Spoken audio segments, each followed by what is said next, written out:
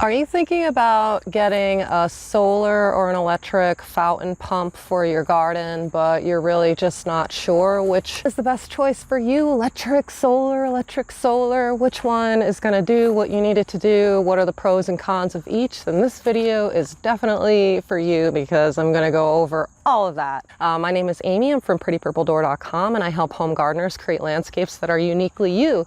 And a big part of creating a unique landscape for a lot of home gardeners can be a water feature. So the pump stuff is just so weird and confusing, guys. Like, I don't get why they can't just give normal measurements that people can understand on the package. I found it difficult. Honestly, when I bought my first pump for my garden, I just went to Harbor Freight and I was like, okay, it says like for small fountains, this should be good. And I got lucky in that sense. But since then, I've learned a little bit about the differences between solar and electric pumps. And I thought that I could break it down real easy for you to help you make a decision. The first consideration, number one, that I would think of is the location of your water feature. So if you're gonna build a water feature in your yard somewhere and it's going to be pretty close to your house, like I have a little raised bed right next to my back patio, and it's pretty close to the outdoor outlet. So electric versus solar doesn't really matter because the cord can reach and I can plug it in and it's no big deal. So that's definitely a consideration though if you're thinking of putting a water feature way in the back of your backyard and you don't have any way to run the cord all the way from the back corner of your backyard to your house. You might consider solar in that case. So that's a definite consideration and not one that you should really take lightly, because it would totally suck if you got to that point and then you were like, oh wait, do I need to hire an electrician? Do I need to bury this wire? It gets really complicated, really tricky at that point. So location. If your pump is going to be close to the house, you can go either way. If it's going to be far away, you're probably better off with solar. But that takes me to the second consideration, which is the cost. So I have a really small fountain, and there's a link, I'll put it in the description, to how to make this DIY pondless water feature, but it's a really tiny, just like a little bubbler fountain. So my pumps are pretty small, and the electric pump that I bought several years ago was only about $15, $20 at the big box store. Really small investment, and it works great. It still works like 4 years later. It's wonderful. But the solar pump that I recently purchased was over $100. And in addition to the pump, I also purchased a battery backup, which is another $50 or $75. I can't quite remember the price, but I'll leave a link for that too so that you can see the two that I have. But definitely a higher cost up front. $15 versus $175. Obviously the electric pump wins out, but the electric pump will also cost electricity, utility cost every month to figure out, you know, how much you're going to actually be spending to run the pump. It's not a lot. Like for my pump in my backyard, it's probably like $20 a year to run it, but I do have a handy dandy calculator on my website. If you're thinking about doing a really big fountain or something and you want to know the cost for the electricity, I have a calculator that'll help you figure that out. I'll leave a link to that as well in the description in the bottom of this video, down there. So the next thing that you should think about, third consideration, is wires. Now, silly me, I thought, for some reason I just thought that a solar fountain meant that it was a wireless fountain. I don't know why I wasn't thinking that there was cords involved. When I got it, I was really surprised, and I know I'm stupid. You can call me stupid in the comments below. But I thought I'd bring it up because it happened to me.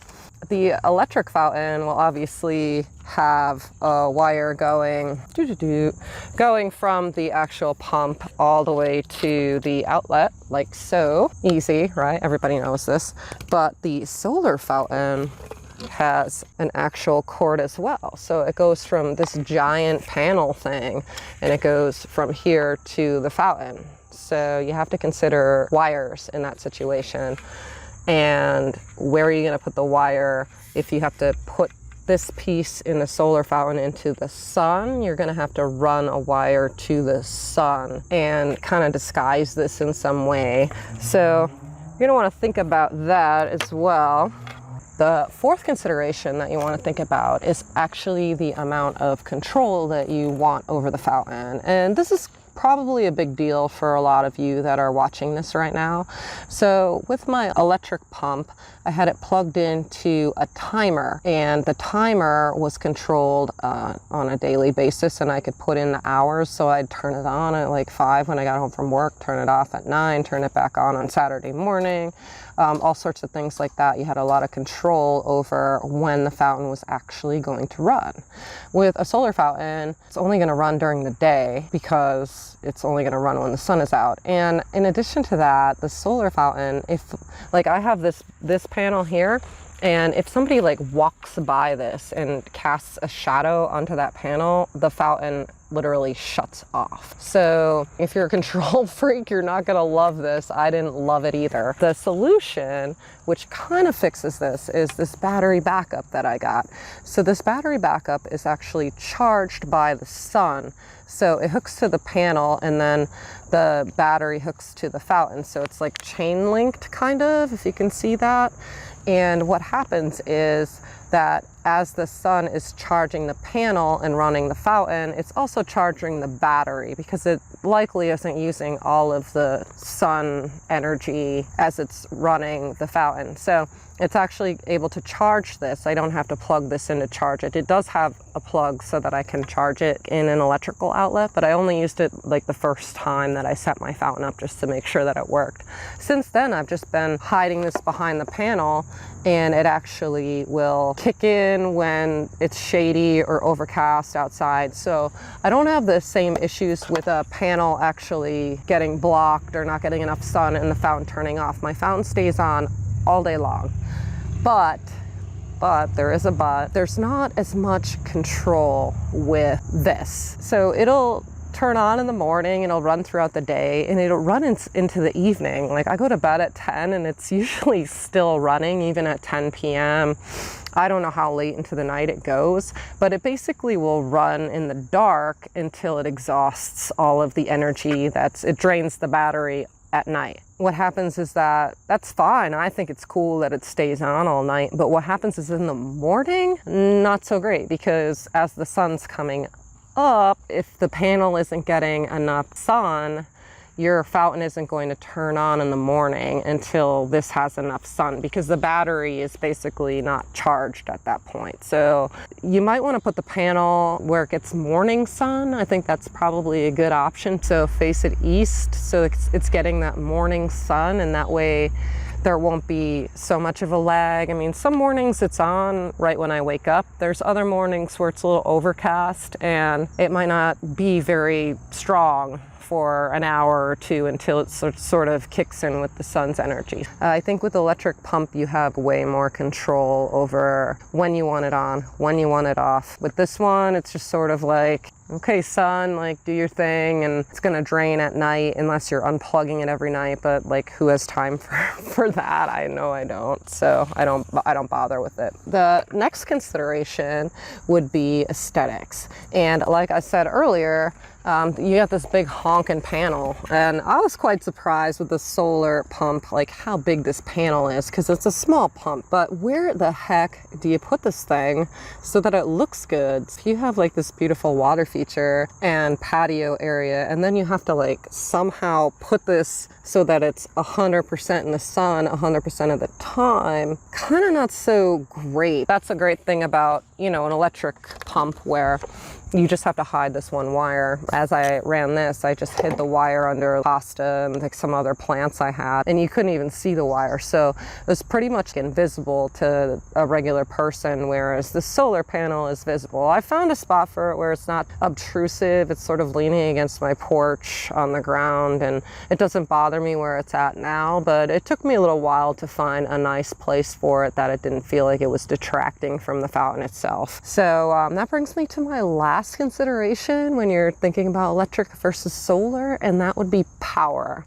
Now, Are the solar pumps powerful enough to compete with these electric pumps? Well, great question. I actually did another video where I'm testing the two right next to each other in this like weird cat litter water basin tub thing. I'm getting splashed, so you might want to check out that video. I'll leave a link below as well. But what I've found is that it's generally the same. As long as you're looking at the GPH, the gallons per hour, and you get an equivalent if you're using an electric pump that will pump 200 gallons of water per hour.